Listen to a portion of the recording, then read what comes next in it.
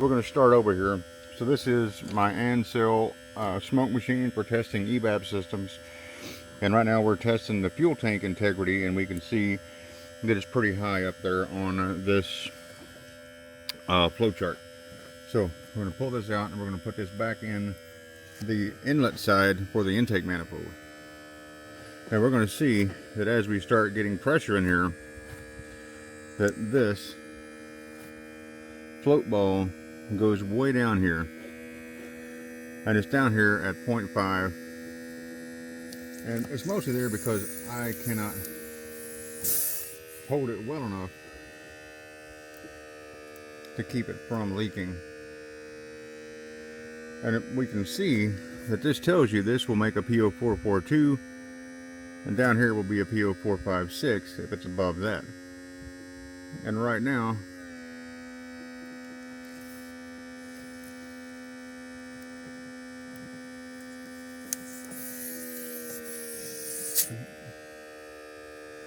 we're trying to get this to hold in here tight enough because it's just that difficult to do.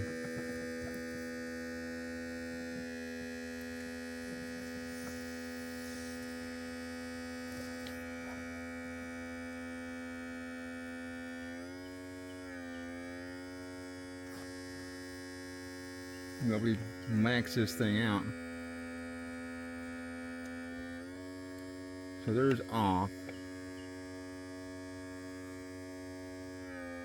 There's our on.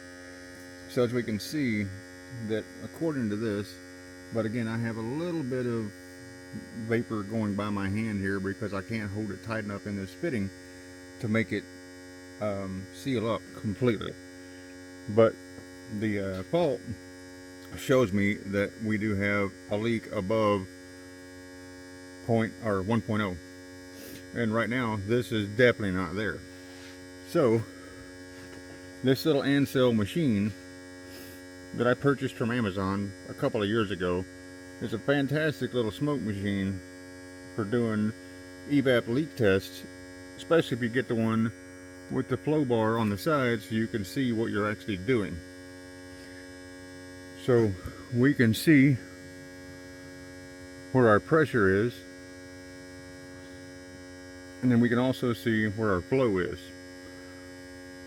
So that being said, according to the fault that's present on this car, this engine does not have any leaks.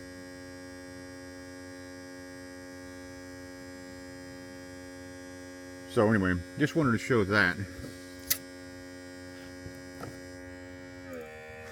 Now you can see clearly this is blowing smoke,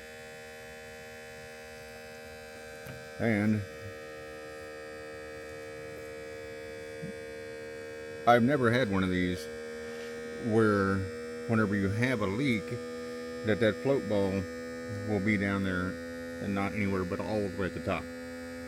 So right now I'm confident that whatever's leaking on this car is in the tank side and not the engine side.